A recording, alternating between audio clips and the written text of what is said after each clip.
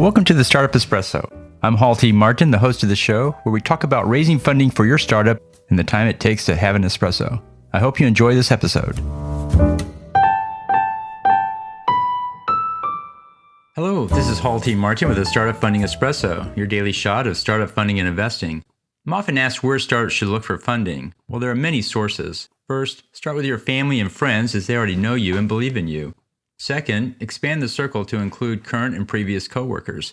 If accelerators are appropriate for your deal, then consider those not only in your geographical area, but also in your sector. Most accelerators take companies from across the country.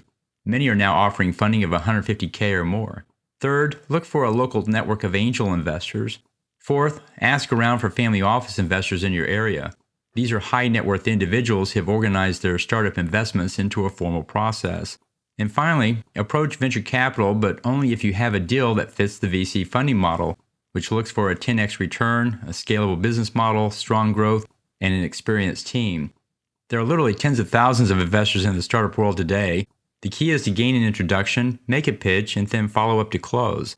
In summary, it's best to start with those you know and use their funding to show support and momentum to those further out in your network.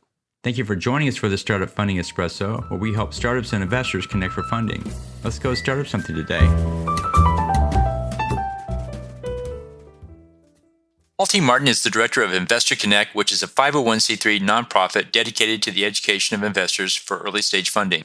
All opinions expressed by Hall and podcast guests are solely their own opinions and do not reflect the opinion of Investor Connect. This podcast is for informational purposes only and should not be relied upon as a basis for investment decisions.